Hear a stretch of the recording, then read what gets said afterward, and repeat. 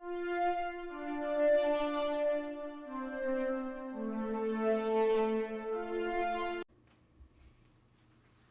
are happy to announce that this episode of the SW Show is partially brought to you by Humble Bundle. Well, not really. We are part of the Humble Bundle referral program, and we just wanted to say that if you like really cheap games and maybe helping charity pending the Humble thing going on, all you have to do is go to humblebundle.com/partner equals SWW. That's right, humblebundle.com/partner equals SWW. And you just do your normal stuff, and it just kind of helps us get a couple bucks here and there. Maybe it helps AJ get his lights, maybe it's Mike camera, maybe we actually pay Corey for helping us out. But again, if you're going to go buy games anyway, it might be worth checking out. Hello, everyone, and welcome to Movie Club for the movie The Flash. Yeah. No. I can't do the. I was trying to see if I could get my voice to do the like one of the Hans Zimmer noises. Yeah. Yes, we are here to talk about The Flash, a film that literally was announced almost a decade ago. Yeah. It was announced, I think it was like 2013. It was in 2013 or 2014, and it's like original release date was like 2017. Just to put in perspective, how long ago? And like most of the principal filming wasn't it done in like 2018 and shit. Like yeah, it's been done for a while. But yeah, spoiler filled. This is The Flash. Hopefully you've seen The Flash and all that because oh boy, is there a lot here. To get us started, AJ, what were your thoughts walking out of The Flash? I'll tell you the one thing was the a lot of the dialogue between the two Flashes felt very self-referential, considering the things that have happened since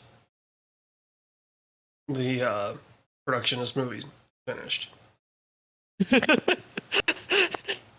What?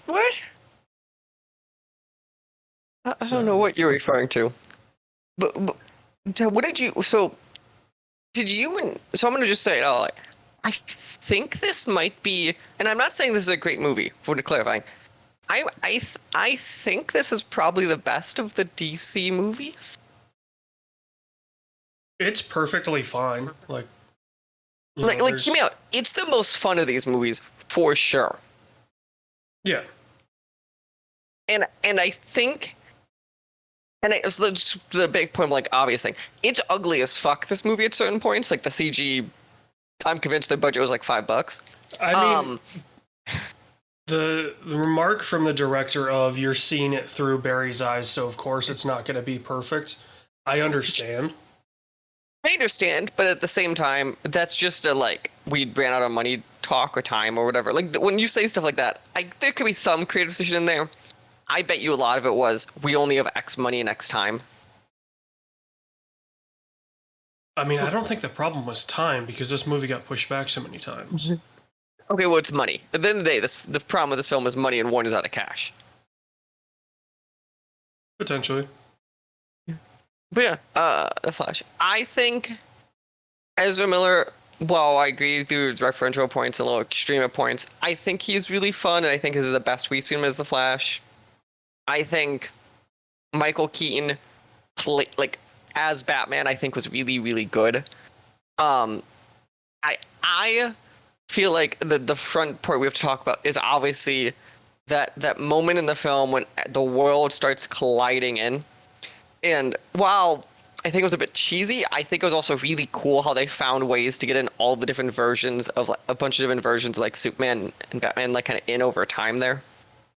Yeah, and I think the really cool thing is when they do that, it's hard to see at first, because the first time you witness it, you're not really focusing on it. But every color world, or whatever you want to call them, every layer was one of the Justice League. And it was from that era, which I thought was really cool. No, I thought it was really cool. Obviously, I think some of it, the CG. That's what I think CG thing. I appreciate the Nicolas Cage moment was really cool, and then I like how it's Nicolas Cage's hair basically from Con Air. Like it's that. Well, yeah, Nicolas because Cage. that was the era that he was going to be Superman. Right. It was like a follow up And- after Con Air. He was going to be Superman. And hear me out too. That I did not expect Nicolas Cage in this film, and then at the end of this film, when George Clooney walked out, I did not expect George Clooney. I mean, that was a fun, like, okay. Because when they're holding on that scene, we've explained how there's these intersecting points, Mhm. which also, I mean, think by having that's- George Clooney be the Batman in the present time, they break that. no, No, because if he went back and he corrected, the he didn't mistake- correct it though. He changed it. He Well, ends up changed the killing height of the himself. shelving. No. The when Barry goes back and he puts the cans back on the shelf, he switches the cans to a higher level also. That's why when the original cut, he can't see the father's face, but in the courtroom he can. Because the father's looking up to grab the cans. Yeah. Well, they So do like that. that changes it. That's They do the that, change but though. how is that I get like, okay, that's- hey, they changed one thing, so of course That's the something argument else is going to change. one- But I'm like, But that's what it is. It's the now he's in a different universe. Because he did that Yeah. one thing. Like that's the argument of this film is one little thing will fundamentally change everything. but then if that's the case, there should be another Flash. At the No, end. I agree. That part I agree with. So I'm Like, very intrigued they at break what the story of that whole- is. Yeah, they break their whole. But also kind we of- saw it. We saw it for half a second, so who knows? Maybe there's another Flash right on the across the corner or whatever too. Yeah, well, you would assume he would be in court, right? Like, Mhm. if everything else was the same, you would have assumed that he would have shown up to the courtroom and Barry Allen would have been there. Mhm. So, yeah, the ending I of this mean- movie kind of throws their whole like. That's The valid. rules I think of it was a the- fun way. I at least think it was fun, and I think it was like one of those like when you cut to that, especially how they're holding it. I think was really cool. Also, you break your rules again because he's driving the same car, Hmm. right? So you're trying to tell me that everything would have happened the same, and Bruce Wayne would have ended up with the same boat tail Mercedes that he had in the original world. There's things like that where it's like, okay, you've got all these rules, which it may not seem like a lot of rules, right? But Hmm. I mean, the spaghetti analogy is a very good analogy. I think that was the cleanest we've seen any multiverse film probably describe multiverses. Is the spaghetti analogy? I think it's the only time it's been explained. I did like Doctor Strange or Spider-Man not try to explain it? Isn't Doctor Strange's thing just that he can open portals to other worlds? Yeah, but he didn't understand. Like the second Doctor Strange, I don't know if you saw it. He tries to get that multiverse explained at some points. But I mean, this is Uh, the is most clean as hell, succinct- Yeah. yeah, it was beautiful. Of like, Also, I like, love that. perfect. I love that Michael Keaton's Batman is like just an expert on multiverse theory. Same. And the best part is, I want to know: does that mean he experienced the multiverse, or just he's so smart that he understands multiverse theory? I think it's that he's smart, right? Because Keaton's Batman is clearly the most self-reliant. He's the detective. He's the most. I think he is truly the best detective of the Batman. Yeah. Well, he's the most self-reliant, right? So he does everything himself. He builds all this Mhm. stuff. So obviously he's the smartest because Christian Bale's Batman, Lucius Fox is his right-hand guy building that stuff for him. Hmm. Batfleck, like, literally one of the lines is just he's rich, right? Bat Pat is incredibly smart, but yeah, We haven't seen enough. Hmm. So, yeah, I definitely feel like he understands multiverse theory because, of course, he would. He's probably like a 180 IQ person. Um, so yeah, I mean, it's cool that they did that. I love how, I mean, it works really well, right? Because obviously he's a recluse, he's a hermit. Mhm. Spaghetti is the easiest dish in the world to make. But also, I think that in the descriptions really well. Um, I liked because obviously we kept discussing going into this. How would he work? Because he's old enough. Like how does he like get around? Kind of. I like how in that scene in the kitchen they obviously had a stunt double do the actual action, but then the rest of it like he still got to be Batman, but like 90% of it he was like in a cockpit. Like it was a good way to Yeah. kind of make him still feel Batman, but understand his physical limitations now that he's older. Yeah, they did a really good job of shooting around the fact that he's what 60, He is 71 right now. 71. Damn, he looks good for 71. Yeah, no. Legitimately, especially once you like shaved and stuff, like he looked well. He looked like Batman. He obviously was older than when we saw him, but he like gutturally he looks like Batman. Like because he's supposed to broadly be the Batman Returns Batman. Like this older, like called back in, like hasn't done this in a while. Well, and also Batman Returns actually kills people, Yeah, or it's at least implied that he kills people. and this so Batman seems like for him to have the bat plane and it's got, you know, sidewinders and machine guns and like he's just not dealing with that shit anymore. Mhm. Which I will say, going to the Batman, having Batfleck's bike have machine guns on it, I thought was a little weird.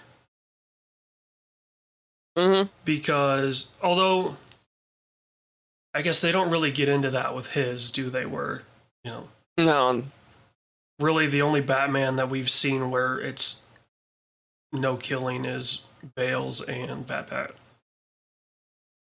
and I think Bales is kind of really the I mean, Bales, one that like, really- that's the first movie, right? Is he's Right. not going to kill anyone. Ra's al Ghul wants him to kill someone. So there's that. But yeah, I mean, it's,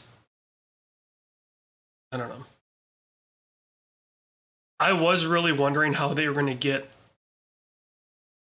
original Flash's powers back, Mhm. because I was like, there's no way they're gonna do this and have young Barry Allen be Flash from here on out. Mhm. So No, I think they handled it well. What was your thoughts? Because, like, we kind of said about like how I think that some of the writing's a little weird with when it's Barry v. Barry.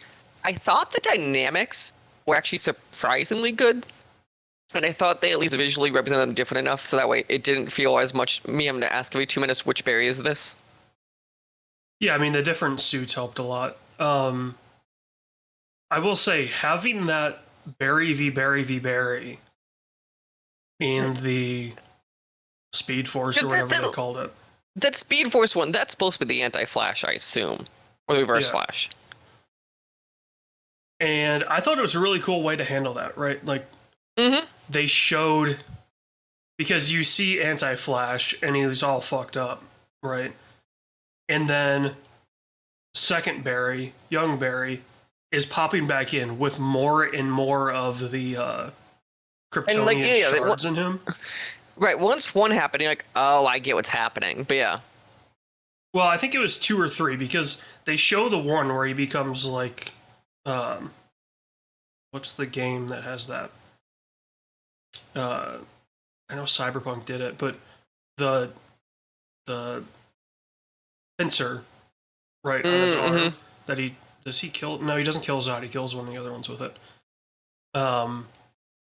Like as soon as he gets that, you're like, okay, this is what's going to make him different, right? It's going to be young Flash can turn the tide in this Zod battle because he can kill the Kryptonians. And then it happens more and more, and he's getting more and more pieces in him. And then you see the pieces start to match on Anti-Flash, Reverse Flash. Mm-hmm. You're like, okay, I see what's happening now, and it's really cool. They handled this really well. And then to have him spin around, and they do it really well where it's hard to tell when Barry ends up killing young Barry.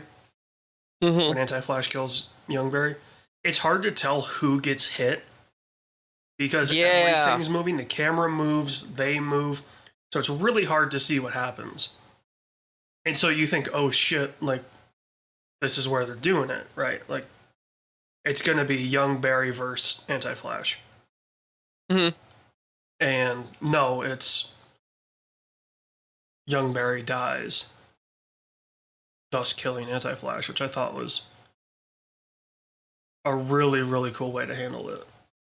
It's interesting, and also it makes logistical sense too. Like if that Flash is truly that, like those Flashes are truly the same Flash in the just merged timeline versus like with these are separate Flashes. I think it's a very good way to handle it, especially like it is that ultimate of like I thought that Flash was gonna truly turn into the Anti-Flash, like especially the way he did the going back for stuff. I was like, oh, this is gonna be like the direct they fight each other infamously. Yeah, I thought it was cool didn't. that like they showed the instant consequences of him fucking with the timeline. Mm-hmm. Like he goes back, and then you see that as he's going, I guess, forward in time. You see Anti-Flash. You don't know who it is at the time, right? You see him show up, and you're like, okay, this is cool. They're going to show that more than just the butterfly effect. That if you mess with the timelines, other people can get involved. Mm-hmm. Which I thought was cool. The controversy around showing off, was it Christopher Reeve who killed himself? Mm-hmm. Having him, and people were like, oh, I can't believe you showed him. I'm like, dude's an iconic Superman. Right? Like, you gotta have him in there. Like, he is the Superman for a lot of people. Yeah, like, he is... At first, I thought it was going to be Smallville Superman, which I thought would have been really cool. Same. I thought when you started doing that, I was like, that's going to be easy. But yeah, then you have him, and I'm like, okay, that's fine. Like, I had zero issue with that. Shouldn't have an issue with that, But everyone's like, I can't believe you included him. He killed himself, and I'm like... And for it wasn't Christopher. It was George. It was George Reeves, the one that killed himself. Yeah. Yes. I'm looking on like because the names are so similar. Well, yeah, I'm looking at the cast list, and I see Christopher Reeve. I'm like, wait, I know he died early, but he died from he was it paralysis? He was something paralyzed. I remember. Yeah, he like broke his back or something like that. I knew he died young, and I couldn't remember if it was self-inflicted or not. So yeah, George Reeves blew his head off. And the people that were like, I can't believe you had George Reeves in here, you don't even see him. Like, he's not a front and center character. It's just one of those, you see his floor on that world, right? It's not the Christopher Reeve, it's not the Nick Cage where you're cutting to that world. It was the same thing with Adam West, right? Like, or the Jokers. Yeah, you don't see Adam West as a single shot. It's just one of the floors on that multiverse. But, yeah, I think for all of the like I said, the scripting of this, I guarantee you, was done well before Mm-hmm. all of Ezra's stuff came out. It kind of feels like a self-fulfilling prophecy, Mm-hmm. which is weird. um, I'm glad I saw it. You know, it's one of those films where it's not gonna be necessarily a go-to. Mm-hmm. You know, when this is out on Max, I might watch it once or twice. And I think, to be fair, this is, I think, one of the few DC films where people would say that. Like, The Suicide Squad, I think, is probably another one up there. But this is the first one I feel of, like, that main Justice League cast where it's a good, like, actually, like, a legitimately, like, a fun, good movie. I was surprised they got as many as they did, right? Because you know, Alfred's like, she's not picking up, and then Wonder Woman shows up. I'm like, I think oh, what makes this to me feel right of that is it makes this like the complaint of like the like comic book movies generally speaking, right? And you get to one of the other heroes is where are the others, right? Like why aren't they here helping, right? Shazam's a good example. Why is Superman not fucking there? But I like how this one is like, no, this is a real world. Like these other characters exist. They might also be doing things, but like they will pop in to go help each other. I kind of really like that. And obviously, if there wasn't that controversy, that instead of Wonder Woman, that probably would have been Cyborg that came and helped. I would say no because they haven't done a Cyborg movie. Hear me out though, but Flash and Cyborg such an iconic combo. Yeah. And that to me is like, I understand why we didn't get it, but like, I like you want is like we had a few glimpses in Justice League of like, oh, like some people kind of understand like what this should be, but I wish we kind of got that. Yeah. Yeah, I mean, it's one of those things, right? Like, I feel in that scenario, especially that scene, right? You're not going to have Cyborg help because you need the lasso to help pull everyone up. And I feel like even without Cyborg's controversy, the actor's controversy, you wouldn't have seen him in this film.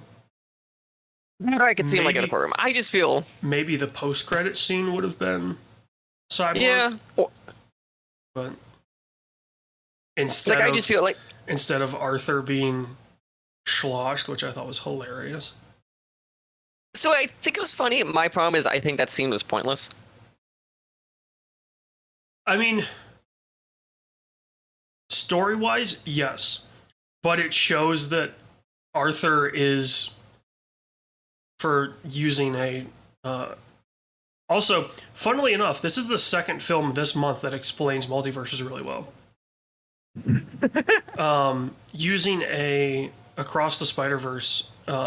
Also, I like how they have the idea of canon events kind of exist in both. Yeah, Arthur Miller is a canon event. Yeah.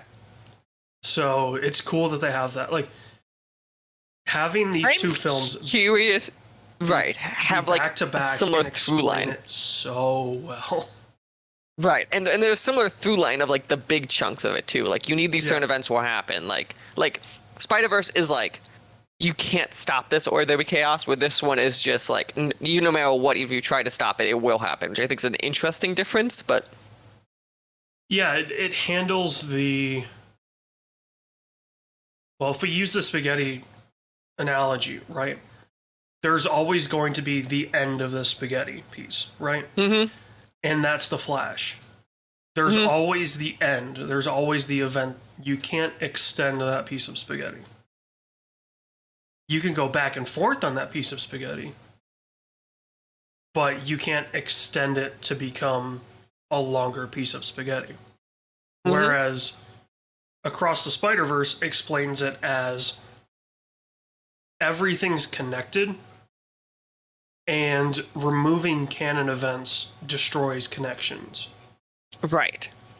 thus eliminating parts of the multiverse, which is, I think it's cool if that's how the two ways are going to handle it, right? I don't know if going forward MCU is going to adopt the Spider-Verse multiverse theory, but I really hope that It kind of I really hope that it DC kind of sticks with has. Yeah. Like in a lot of ways it kind of has with like Spider-Man and Doctor Strange stuff, but I also think the MCU has not explained it as concisely as both of these films respectively has. Yeah, I mean, really, the MCU hasn't handled it except for Doctor Strange, right? Spider-Man, Strange, Loki. Yeah, but isn't the idea that Loki stuff could potentially be in his head? No, that I have they- not heard that. Okay. I remember hearing that when the show was first starting, so. I think that was when the show first started, but I think since then we've seen the repercussions because like Loki introduces the idea of Kang, and that's like the Ant-Man villain and gonna be the big villain. Like kind of it's to this point too like there that'd be unrealistic Yeah. unless it's in everyone's head. Like Yeah. That's the problem with the MCU, right? You have to watch every single show, and it's like DC does it right? This is a great example of it. first off, we don't say DC does it right. It's just they're isolated better. They handle it better, right? You can go into the Flash without knowing a goddamn thing, and you're fully caught up. Mm-hmm. Whereas every MCU movie is like, oh, well, did you watch... You have to watch WandaVision to understand why this is that way and that's that way. And I'm like, dude, I don't have the time for that. The people that are into the MCU... Okay. MCU is for comic book virgins. And not people that are virgins to comic books. People that read comic books that are virgins, right? It takes up way too much time to follow what's going on in the MCU. DC is for people who fuck. Right? They explain everything. Every movie is like, here's what's going on, here's how to follow it. And you're like, great. Have a good day. I don't have to deal with any of this bullshit. But yeah, this, I mean, also, they do a really good job with this of handling how do we have Superman from here on out. Mm-hmm. Right? They couldn't get Henry Cavill, so we have a canon event. And I think it's very interesting that going forward, the canon event will be that Zod killed Superman. Mm-hmm. So it'll be interesting to see how that goes forward, right? Because you gotta that's imagine, what I'm very... you gotta imagine the Supergirl movie has to be the Zod fight again, right? Because I'm gonna be very intrigued by it, just because, like, yeah, it's also what I'm intrigued by, right? Is the discussion there that Supergirl is less powerful than Superman, or is it because Superman like had time to train over years and actually existed in society, he was stronger? Because Supergirl, like, think about it, she was locked in prison until 20 seconds earlier. Yeah. Yeah, I mean, So I want to. Can we talk on that for a second? I want to know how the Soviets had technology that could stop Supergirl, where Americans had nothing that could do that. well, the Soviets are the bad guys. They just have bad guy technology. Like, I wish that was explained a little bit. Like, It was. They're the Soviets. They have bad guy technology. What else do you want?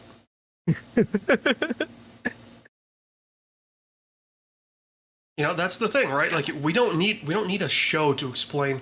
Oh, how did the I don't think we need a Soviets? show. I just wanted a line somewhere of like, oh, they used the ship, or some shit of like explain me what the fuck happened here. Yeah, but you don't have to. That's the best part about this. You don't have to explain everything, right? Again, Marvel falls into this trap of they have to explain everything. Guess what? Some of the best movies don't explain what's going on. They let the viewer decide That's how fair. Or things like got that way. infamously, like, let's be honest, as people think Star Wars got worse, part of it is because they started over explaining everything. Exactly. Dude, you go into episode 4, you have zero idea what's going on. And it's just like, there's a galactic war. These guys are space Nazis? Okay, I fully understand what's going on. Let's make it as obvious as possible. These guys are Exactly. Nazis. They don't have to explain, oh, well, Darth Vader is actually Leia's son. And, like, as soon as you start explaining, like, the backstory, it just falls apart. Because there's just way too many through lines that you have to follow. The Flash is like, no through lines. Here we go. Hop into this shit. Fuckle up, Buttercup. So, yeah, I mean, like, if this is DC going forward, I'm happy. Mm-hmm. And I'm happy because they aren't doing the MCU route of, well, we have to have a show to explain the side character and introduce a villain. You know what's upsetting about this, right? This is probably the last time we're getting this Flash. Eh, It's like, we have Blue Beetle coming up, and we have Aquaman, and that's it. And then Yeah. it's now James Gunn's world. yeah. Which, for the record, we'll get into it in a few months from now. I physically cannot take George Lopez seriously with that goatee. Dude, the Final Fantasy sword is hilarious. Yeah, okay, we're going to talk about this because it's obviously going to be in the front of when you go see The Flash. Yeah, Blue Beetle you trailer. can't miss this trailer. You can't miss this trailer physically. Blue Beetle trailer is in front of The Flash. Yeah. The AI literally says, I can, generate anything you can think of.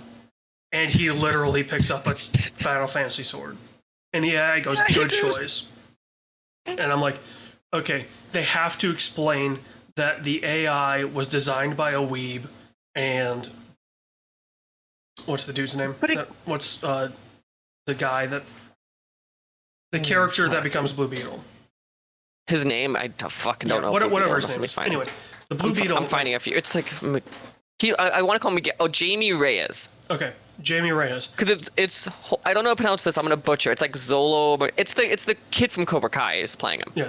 Anyway, Jamie Reyes, you have to explain that he is like he grew up on like Full Metal Alchemist and JRPGs. Like you have to have posters or something. Like you have to be Which referential. like is believable, right? Yeah. I'm not saying that's an unbelievable like thing, but No, but just that shot of he thinks up a Final Fantasy sword. The AI goes, great choice, and he like smiles and smirks.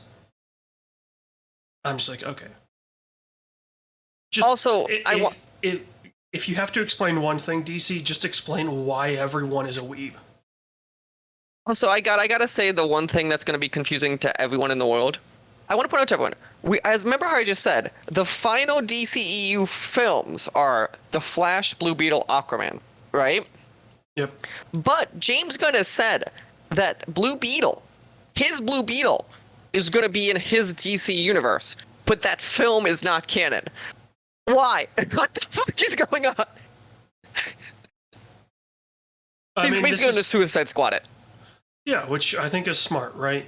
How do you Explain handle that to an audience, though. this scenario where you take over a Clusterfuck of a universe. Oh, absolutely. This thing is an absolute clusterfuck.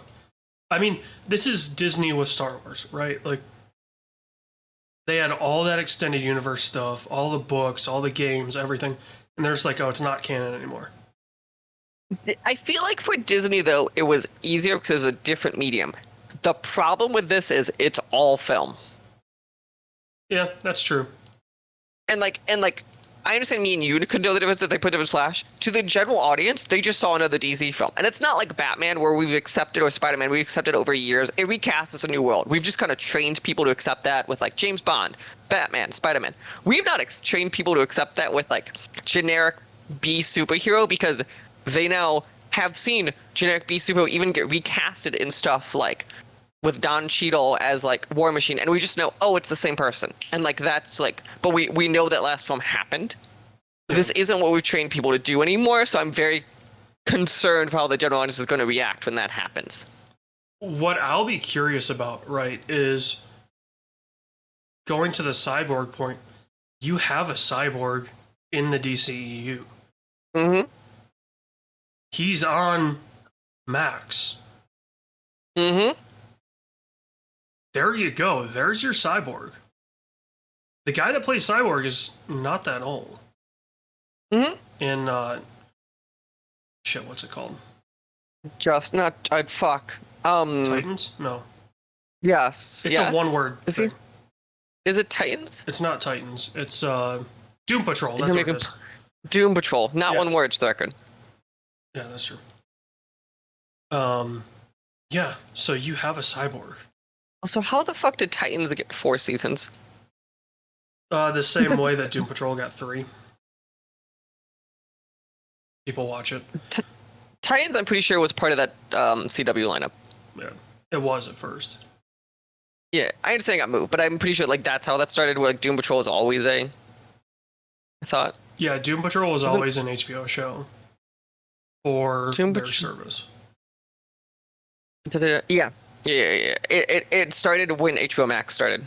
Yeah, it never went to terrestrial. It was always on the service. So there you go. You have, and you've opened the multiverse with this movie. Yeah, at least opening the multiverse, if they try to do because everyone's always complained how, comparatively to Marvel, this is, I think, the one time where I think Marvel or Star Wars gets it right in this scenario, is DC's problem has always been our TV shows aren't our movies, which I think is really hard to explain to a general audience without the multiverse being explained. Yeah. In other words, especially The Flash is a perfect example. The Flash TV show is genuinely a well-accepted, decently liked show. And you kept to say the word, and they're both called The Flash. It's not even like, oh, these both have Flash characters in it. They're both called The Flash. Yeah. And it's a good reason why we haven't got a Green Arrow movie, for example, or Green Arrow in a movie because of that. Maybe that's how they kick Ezra Miller to the curb. That was the original rumors I was reading, was that people half assumed that's people thought what would happen at the end of this film was something would happen and the TV actor pops out. Especially with the Flash TV show ending. For all the self-referential bits in this film, in terms of Barry and Ezra's, however you want to call that, Ezra's fulfilling of the lines from this film, Ezra wasn't bad. No. I think Ezra Miller, in all of his acting, has always once in a while had those moments of he's a little of an extreme actor, but like, I think this is one of his best performances, and I think, sure, there's some writing stuff he's given that's a little weird, but I think Ezra Miller as an actor decently showed his chops in this film. Is Ezra Miller Tom Cruise from 20 years ago? Right? You see where I'm getting at? No, I think Ezra Miller reminded me of Jim Carrey from 20 years ago. Well, no, because 20 years ago, Tom Cruise was tied up in Scientology, and that was like his whole thing, right? Mm-hmm. Ezra is this, I don't even know what to call it at this point, just on a bender of some sort in their personal life. But as soon as they're on a movie set, it's like a completely different person. And that was the same way with Tom Cruise, right? Like, Tom Cruise was Scientology and bouncing on couches and, divorced his wife because she didn't want to be a Scientologist. Like, But when he was an actor, he was amazing. Is Ezra Miller that? That's a decent argument. Where obviously Ezra Miller is not the actor that Tom Cruise is. But I think Ezra Miller's been around now for a while. A minute, yeah. Because is Perks of Being a Wallflower his first big role? Or is there something younger? Hold on, I'm pulling it up right now. After Schools we made debut. I don't know that one. When you talk about Kevin, I think I've heard of, and then the next big one's Perks of Being a Wallflower. Yeah. I also did not realize that They dated Zoe Kravitz. Gonna be honest. Makes sense. Zoe Kravitz seems like she would be attracted to a person like Ezra Miller. I'll just say that. Yeah. But yeah, this is The Flash. I think it sounds to me, unless you think I'm wrong, that we both think you should decently go check this out. I think in theaters it's a fun movie, especially if you get like I was in like one of those Dolby IMAX ones. So Yeah, I mean, also like the audience that I had, it was weird. Like as soon as the multiverse stuff happened, there were a few like claps and stuff like that. I was just glad that everyone was quiet. yeah, hear me out. People need to get back to understand what movie theaters are supposed to be like. Yeah. And then the group next to me, as soon as the movie's done, the guy goes, "Well, DC did it again. They made a movie." And I'm like, dude, you are completely wrong in that stance. Yeah. This movie is 1,000 times better than anything they've done so far. No, but there were Save some. for the Snyder Cut, because the Snyder Cut actually explains a lot of stuff, which is nice. I think this is like compared to like the Suicide Squad, and maybe that DCEU. Let's look fast. This is how we're gonna close off. I'm gonna pull up the movie list. Okay, here are your DCEU films in release order. I'm gonna start. Is this film? You're gonna tell me this film is better or worse than Man of Steel? That's probably a push. I think I'd put this above Man of Steel, but I think Man of Steel is like, because Man of Steel I think is darker tone, obviously, but I think Man of Steel isn't bad. I will say I tend to enjoy comic book films that are dark because they and that's fair. they generally aren't, even though they should be. Next one, Batman v Superman. Oh, way better. Next one, Suicide Squad. Way better. Next one, Wonder Woman. Push. No, this is better. I think Wonder Woman's third act just falls off the face of the earth. Yes, okay, if we're taking, like, if, I don't know. I feel like Wonder Woman's highs were higher, and its lows were Probably lower. is valid. So that's I think why that's I'm saying probably valid. Okay. Justice League, the 2017 Justice League. better. Aquaman. Better. Shazam. I didn't see Shazam. Oh, okay. Birds of Prey. Better. Yeah, Birds of Prey I actually don't think is bad, but I agree. It's not bad, but it's a mediocre film. Like, I think The Flash is above mediocre. It's not great. It's good. Wonder Woman 1984. I think that might be the bottom of this list almost. That's bottom of the list. It's above the Suicide Squad. No, it's above Suicide Squad, not the Suicide Squad. Sorry. Yeah. Zack Snyder's Justice League. Worse. You think it's worse than? Then Snyder Cut, yeah. Because like I said, Snyder Cut does the stuff that they added. I think was good, and it helped a lot to make that movie. Better. Okay. So I think the true top of this list is the Suicide Squad. Yeah. Yeah. Now fighting for the bottom of the list, we have the final two pre The Flash DCU films, Black Adam and Shazam: Fury of the Gods. Didn't see Shazam 2, and Black Adam is between 1984 and Suicide Squad. Yes. Black Adam, whenever someone tries to tell me it's a good movie, I just always look at them and you know what question I ask them? Did you ask them, do you have eyeballs? No, my question is, who was the villain? That's a good question. Remember the part where I text you and I walked out of the film and said I already forgot who the villain of this was? Yeah. I am looking at the Wikipedia page for Black Adam right now, and I don't know who the fucking villain is. Well, isn't that the thing, right? Like, Black Adam's supposed to be the villain. but he's also supposed to be the good guy. And you're like, no wonder this movie failed. So yeah, that is it though for The Flash. Go check it out in theaters. I think it's a fun one on a big screen. I think it's a good film. Go check it out when it drops on Max. Fucking hell. And we will see you guys soon with the SWW show and some interviews. Between now and then, I don't know, what should they do? Go lick the grass? If your grass is alive.